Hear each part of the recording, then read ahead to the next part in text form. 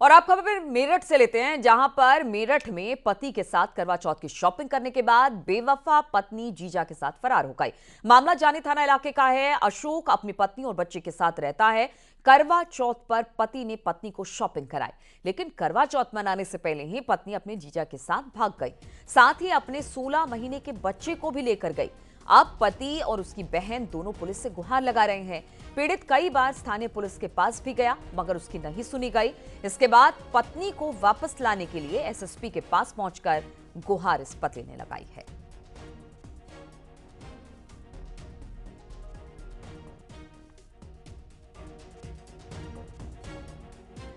थाने में तो आपने शिकायत करी, थाने वालों ने क्या कार्रवाई करी? थाने वाले कुछ नहीं करी कार्रवाई नहीं। तेरी आवाज में तो बोल, कुछ बात तो बोल। थाने वालों ने कुछ थाने में तो आपने शिकायत करी, थाने वालों ने क्या कार्रवाई करी? थाने वाले कुछ नहीं करी कार्रवाई नहीं। तेरी आवाज में तो बोल, कुछ बात तो बोल। थाने वालों ने कुछ थाने में तो आपने शिकायत करी, थाने वालों ने क्या कार्रवाई करी? थाने वाले कुछ नहीं करी कार्रवाई नहीं। तेरी आवाज में तो बोल, कुछ बात तो बोल। थाने वालों ने कुछ थाने में तो आपने शिकायत करी, थाने वालों ने क्या कार्रवाई करी? थाने वाले कुछ नहीं करी कार्रवाई नहीं। तेरी आवाज में तो बोल, कुछ बात तो बोल। थाने वालों ने कुछ थाने में तो कि राहुल ले गया, छोटे वाली जीत जाए वो जी। क्यों ले गया? वो बहला के फुसला के उसको भगा के ले गया जी। अच्छा, तो अभी तक करवा चौथ का व्रत रखते हो? हाँ जी रखता था ये तो। मेरा बच्चा मुझे दिला दो बस, ऐसे जी रखा है। अच्छा, कब हुई थी आपकी शादी और कब आपकी बहन की शादी हुई थी? मेरी शादी को सर 4 साल हो जाएंगे। और आपकी बहन की? 15-16 साल भी हो जाएंगे। और इसी मामले पर बातचीत करने के लिए मेरठ से निखिल अग्रवाल फोन लाइन पर हमारे साथ जुड़ गए हैं। निखिल, ये पूरा मामला है क्या? बताया जा रहा है कि शॉपिंग पति ने करवाई, लेकिन जीजा के साथ ये महिला फरार हो गई है। फिलहाल पति की क्या शिकायत है पुलिस के पास जाकर? लगता है मेरठ में निखिल से हमारा संपर्क नहीं हो पा रहा है। बातचीत हम उनसे करेंगे, लेकिन हम आपको बता दें ये पूरा मामला पति ने करवाई करवा चौथ की शॉपिंग, लेकिन पत्नी अपनी जीजा के साथ फरार हो गई। निखिल, आवाज मिल रही है आपको? जी मिल रही है, बिल्कुल। निखिल, ये पूरा मामला है क्या? देखिए, मेरठ में सनसनीखेज मामला सामने आया है। एक करवा चौथ के दिन पत्नी शॉपिंग करने के बाद अपने जीजा के साथ फरार हो गई। एक कलयुगी पत्नी की करतूत सामने आई है मेरठ में। और जिस तरीके से यहाँ पर पति गुहार लगा रहा है कि एसएसपी से कि मुझे मेरी पत्नी दिलवाओ, वरना मैं करवा चौथ पर उसकी बेवफा पत्नी की मौत के लिए व्रत रखूंगा, ये उसने कहा है।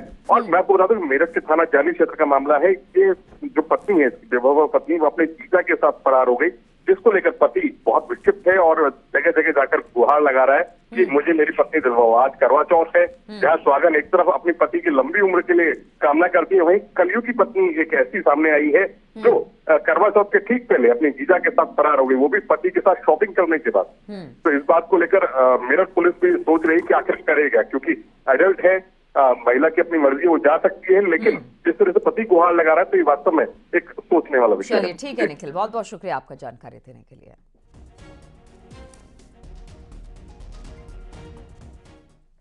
और अलीगढ़ से खबर लेते हैं, जहां पर तेज रफ्तार कैंटर खड़ी वोल्वो से बस में पीछे से घुस गई। इस हादसे में 2 लोगों की मौत हो गई और कई यात्री इसमें गंभीर रूप से घायल हो गए।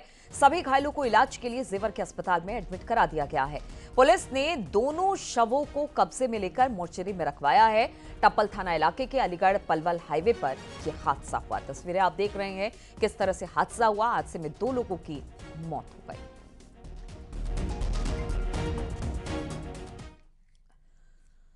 और लोकसभा चुनाव से ठीक पहले एक बार फिर जासूसी का जिन्न बाहर आ चुका है।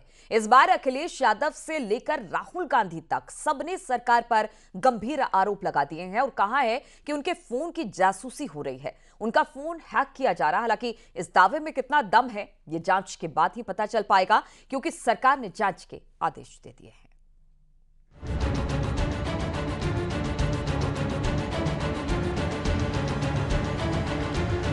24 के चुनाव से पहले फोन हैकिंग का नया किस्सा तैरने लगा है। इस किस्से का हिस्सा विपक्ष के बड़े बड़े नेता और सांसद हैं। यहां तक कि राहुल गांधी और अखिलेश यादव भी आरोप लगा चुके हैं। लेकिन सवाल है, आखिर ये टूल किट किसका है?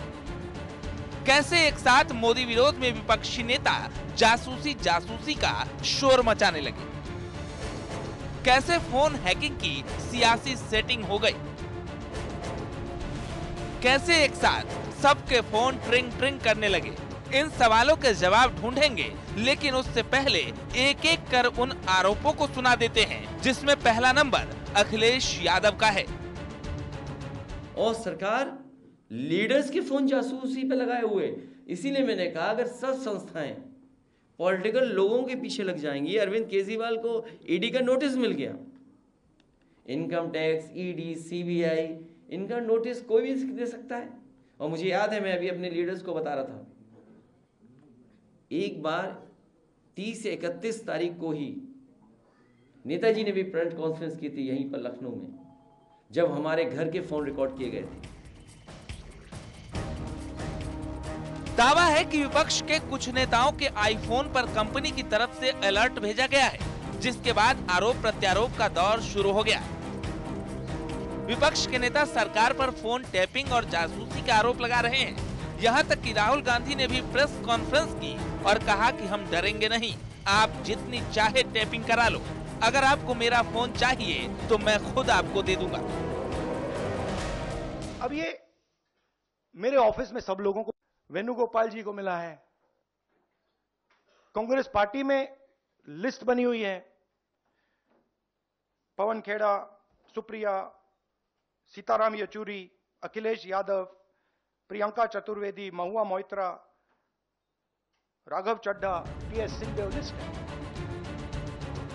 लेकिन सबसे बड़ा सवाल है, आखिर एक साथ तमाम विपक्षी नेता आरोपों के रिंगटोन क्यों बजाने लगे?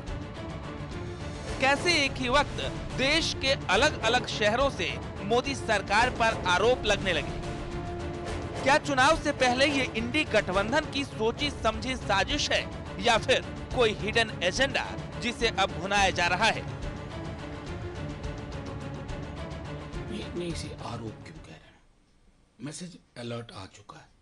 सरकार न कहे कि ये अलर्ट गलत है, मतलब ये हो क्या रहा है? डिजिटल दुनिया बना रहे हैं और पर इन्वेसिव पॉलिटिक्स के तहत क्या देखना चाहते हैं कौन किससे बात कर रहा, क्या बात कर रहा। सीधी सी बात, सरकार की ओर से अभी तक कुछ सुना ही नहीं मैंने। ऐसे ही होगा जब राहुल गांधी ने देश में हल्ला करके कि मेरा फोन पेगासस में हैक हुआ है, और जब सुप्रीम कोर्ट ने कहा अपना फोन दीजिए इन्वेस्टिगेशन के लिए बिफोर द कमिटी, नहीं दिया उन्होंने।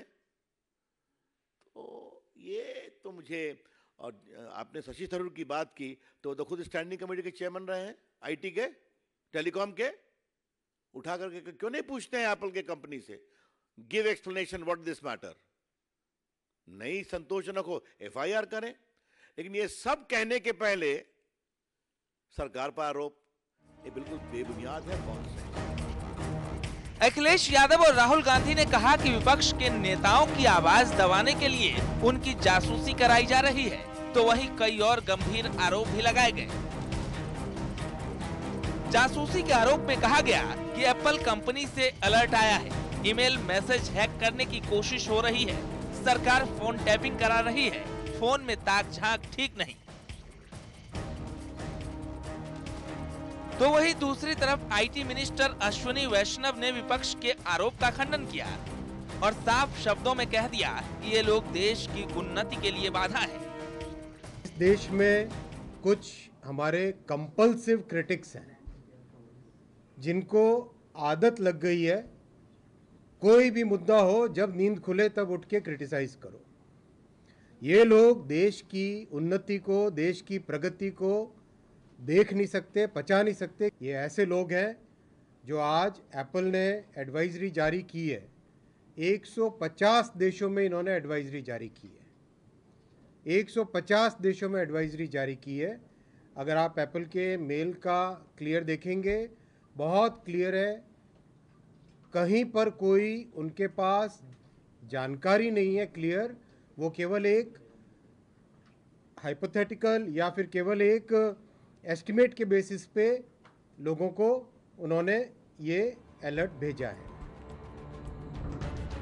खैर, विपक्ष सवाल खड़े कर रहा है तो सरकार की तरफ से पलटवार किया जा रहा है, लेकिन सवाल अब भी वही है कि आखिर चुनाव के समय ही जासूसी का जिन्न बाहर क्यों आता है। और एक साथ सियासत की घंटी क्यों बजने लगती है।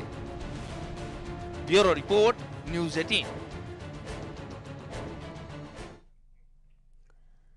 और प्रधानमंत्री मोदी एक बार फिर से काशी दौरे पर आने वाले हैं और इस बार सौगातों की बौछार के साथ चुनावी शंखनाद भी करने वाले हैं।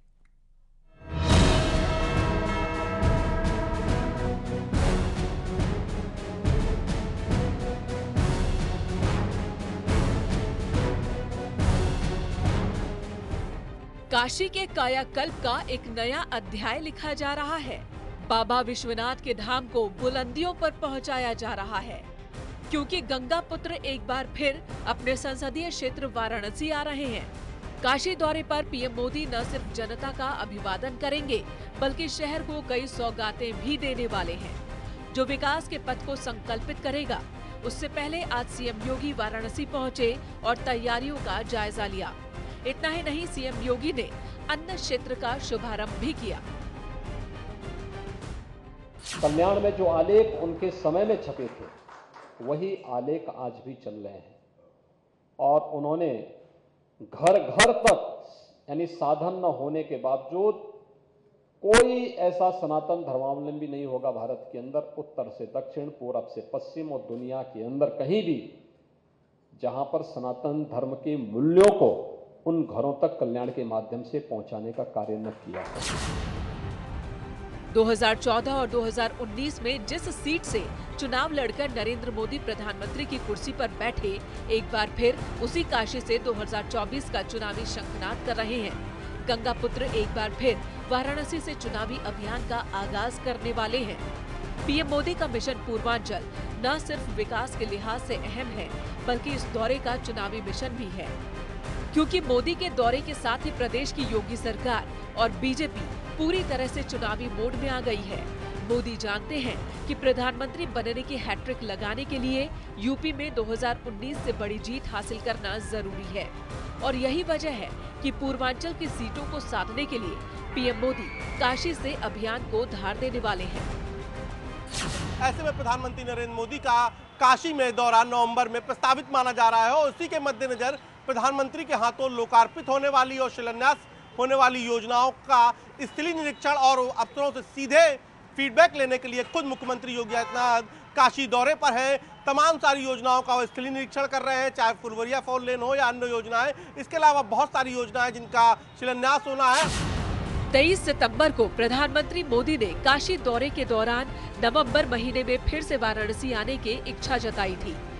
इसके अलावा वाराणसी जिला प्रशासन की ओर से भी ये क्लियर किया गया था कि विकास परियोजनाओं और अन्य प्रमुख आयोजन को लेकर प्रधानमंत्री मोदी का लगातार कार्यक्रम निर्धारित है। इसलिए माना जा रहा है कि 8 नवंबर के बाद प्रधानमंत्री मोदी काशी आ सकते हैं और आज सीएम योगी आदित्यनाथ का दौरा भी पीएम के आगमन से पहले बेहद अहम माना जा रहा है। तो इसी के साथ नवंबर में पीएम मोदी का 42वां काशी दौरा होने वाला है, जहां वो विकास योजनाओं की सौगात दे सकते हैं। साथ ही पीएम मोदी जनसभा भी संबोधित कर सकते हैं, क्योंकि पूर्वांचल में 27 लोकसभा सीटों का टारगेट है। यानी आगामी लोकसभा चुनाव में इस सीट पर मुकाबला फिर से काफी रोचक होने वाला है। हालांकि पीएम मोदी की कोशिश पूर्वांचल की सीटों को फतह कर 80 के लक्ष्य को साधने की है, जिसके लिए सीएम योगी आदित्यनाथ कदम से कदम मिला रहे हैं। Bureau report, news 18।